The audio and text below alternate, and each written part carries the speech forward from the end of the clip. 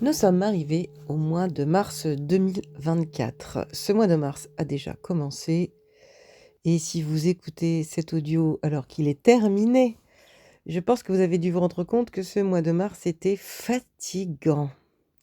Pourquoi est-il fatigant?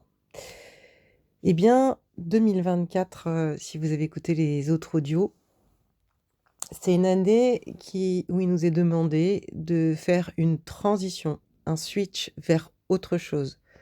De passer de l'ancien monde au nouveau monde, de passer de l'ancien nous au nouveau nous. Alors ça signifie quoi? Ça signifie qu'il est important maintenant de comprendre qu'il faut lâcher, qu'il faut, ben ouais, je dis pour une fois qu'il faut lâcher nos vieux fonctionnements, ces fameux fonctionnements de défense, cet instinct de survie, ces fonctionnements d'ego, ces masques d'ego, ce que beaucoup n'ont pas encore compris, ce que ça signifie exactement. C'est la manière dont nous avons eu l'habitude de fonctionner jusqu'à maintenant, pour nous faire accepter par les autres, pour que tout fonctionne, pour que tout glisse, pour qu'on ne fasse pas de vagues, pour qu'on soit accepté. Mais ces fonctionnements-là sont mis en place depuis tellement longtemps, ils correspondaient à nos blessures, à nos traumas, à notre éducation, hem, à notre, mode de fonctionnement sociétal, régional, religieux, enfin bref. C'est obsolète, voilà, ça ne correspond pas à l'adulte que nous sommes devenus. Donc 2024 nous entraîne vers un changement. Janvier, c'était la prise de conscience, hein, de tout ce qu'on avait à disposition, de tout ce que nous avions compris, de tout ce que nous ne voulions plus et de tout ce que nous avions envie. Eh bien, ce mois de mars arrive et ça va être un peu le cas cette année. Presque à chaque trimestre, il y a un mois qui nous amène et qui nous demande, dans son énergie, à prendre du recul, à se poser, à se reposer, à arrêter de cogiter sans cesse, mais simplement à se faire du bien à notre corps. Voilà, nous ne pourrons plus avancer si maintenant nous ne faisons pas un petit, ralliement de notre corps, à notre mental. Il est important de se rendre compte que ce mental ne peut plus diriger notre vie tout seul.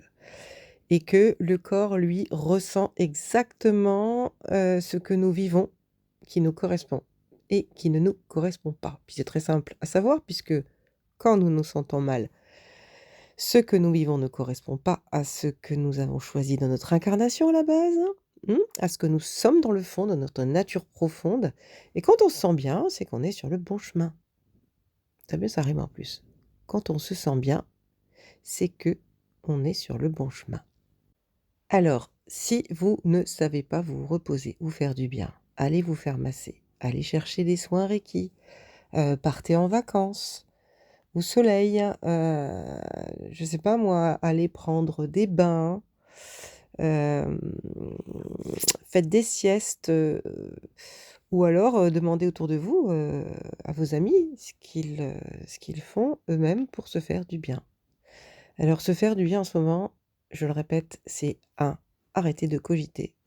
2, arrêter de se mettre la rate au courbouillon, en courant, en speedant, en se prenant la tête, en regrettant, en râlant, en étant dans la mélancolie de ce qui aurait dû, de ce qui aurait pu. C'est arrêter de faire des plans sur la comète et simplement accepter une pause, une parenthèse, un moment de détente où on ne se sent pas tendu. C'est ça la détente, hein. Des moments de respiration.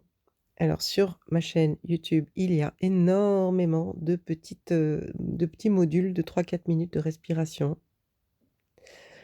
Habituez-vous à les faire plusieurs fois par jour et voyez, ressentez surtout dans quel état vous êtes après. Donc si vous voulez des idées, hein, je pense que dans les commentaires, tout le monde pourrait mettre des idées de détente, de bien-être.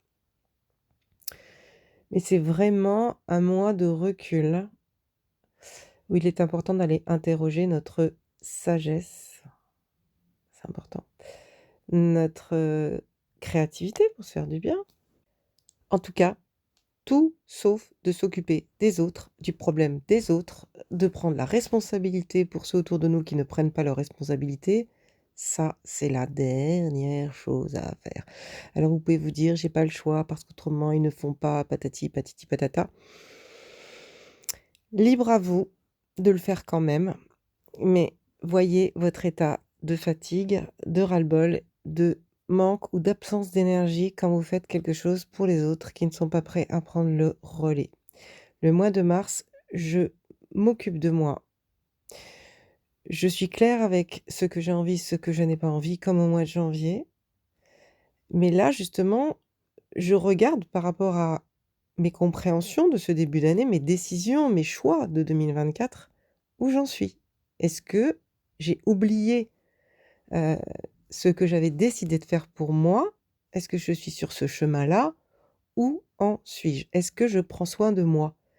C'est presque une année qui compte pour du beurre dans votre évolution, matérielle ou, par rapport à vos projets et tout. Vous attendez pas à ce que ça avance beaucoup, mais c'est une année où vous retrouvez votre souffle, où vous retrouvez de l'énergie pour vous, pour construire votre vie rêvée.